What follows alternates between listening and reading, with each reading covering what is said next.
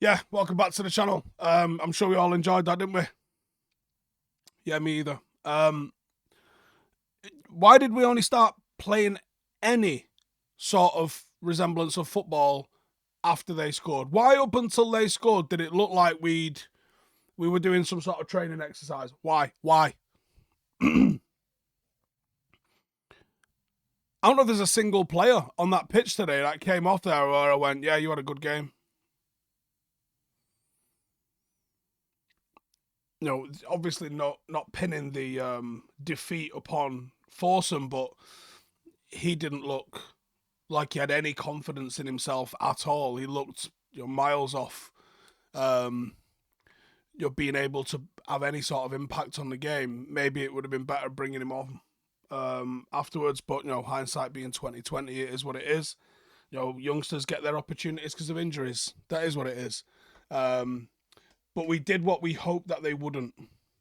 You've seen a modicum, I guess, of success with Garnacho playing on the left, Marcus on the right, and Højlund down the middle. Okay, Højlund's not available. What do we do? Well, you minimise the disruption and replace that one player. A lot of people still calling for McTominay to have played. Here's the problem with this, right? The problem if you play McTominay is effective and successful because he is the second striker when he plays in that position. Højlund goes one way, and McTominay goes the other way, and he ends up either freeing up space for Højlund or gets himself into space. And that's why he's successful. When you're the lone striker, when you've got two centre-halves that are going to deal with you, it's a different story. So, without trying it, my gut instinct was I don't think McTominay would be successful in these circumstances. That's my opinion. But I understand the reasoning behind why a lot of people would have thought just throw McTominay in there. No, yeah, maybe throw another forward in there. Maybe try Bruno as some sort of a false nine. He acts as a striker at times. Maybe put him there. Maybe bring him and another forward in the mix. And maybe not go quite up against the two centre-halves. Maybe you tried Ahmad, played as a false nine, played as a 10. Does that work? Maybe. Something that's different, at least, to what we've been getting. And maybe you get that sort of presence up front. But it wasn't necessarily just a lack of a presence up front. It was just a lack of a presence everywhere. United was poor. We couldn't move the ball from back to front. We couldn't drive it through midfield. Every time we got the ball, this was true right up until... It was true until the final whistle, I'm going to be honest with you. Every time we got the ball, we looked panicked. It looked like, fucking hell, we've got to get the ball forward. Why? No, you don't. There's an hour and a half to play, man. Keep the ball, pass it to another guy in a red shirt.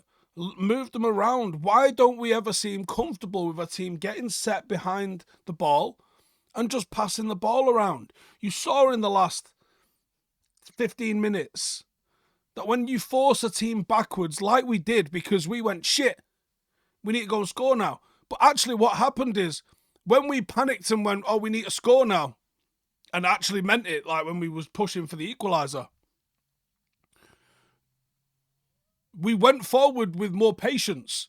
And when we were going forward with more patience, even though we mentally were rushing, we were better. In the early parts of the game, we would get the ball and just smash it forward, not knowing where we were going to put it. We took more care of it. We got to the edge of the final third. We had more shots. Last 15 minutes. Why can't we have any semblance of control in a match?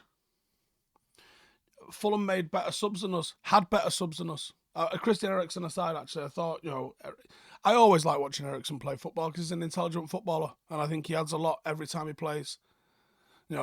Defensively, yeah, he's not going to win you games defensively, but you're a better football team when Christian Eriksen's in it with the ball. And I thought he might have been the one that was going to unlock them towards the end. Wasn't to be. whatever hopes we had a top four, we're 8 points behind Aston Villa now. I think you're looking, unless there's a mad swing where, how are you going to go beat Manchester City playing like that? For weeks and weeks now, I've been talking about we have to start seeing some performances because, okay, results are one thing, and results, look, if you get 38 results in a row and you end up winning the league and you didn't drop a single point, no one gives a fuck how you played, let me tell you. But we're not doing that. We aren't going to win anything this season. We're not. We might get to an FA Cup semi-final or a final. Do you see us beating any of the teams like above us? The ones properly above us, not talking like Spurs and Villa, but like, Arsenal, City or Liverpool. Do you see us beating them? Because I don't. I don't. I don't know how we beat those teams.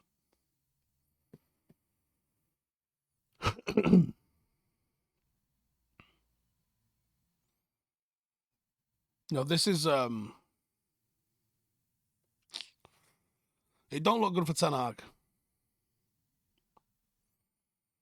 I've watched very closely the Jim Radcliffe sort of interactions this week and how he's tried to stay away from talking about any sort of individuals, talked more about the structure. I think that's fair. I don't like the noises about this guy's always had his heart set on United, this guy's had his heart set on United, this guy's had his heart set on United. Why are they saying that? Is someone giving them the eyes elsewhere?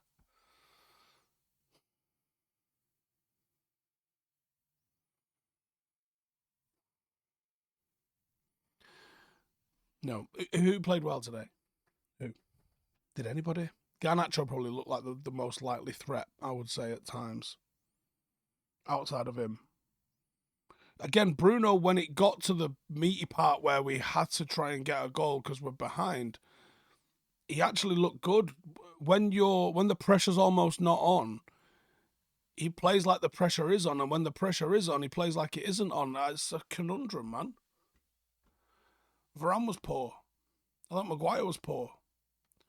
I've spoken about this at length, and maybe this is the time for it. Maybe it's not the time for it. I don't care because I just want to put it out there. Like people talk about Maguire being a good ball playing defender. I genuinely would love to sit with you and talk you through a game of football where you see just how bad from a technical point of view every single pass he plays is. It's always behind somebody.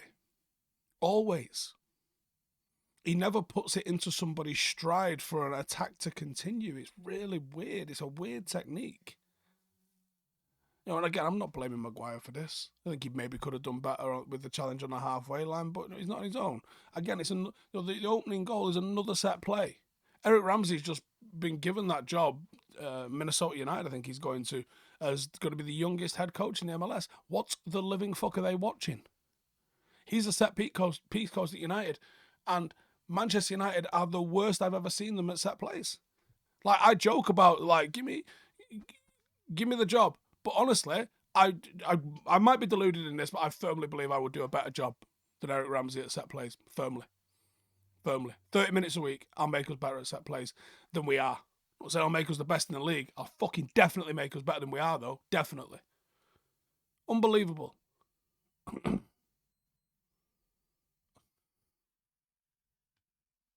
Anyway.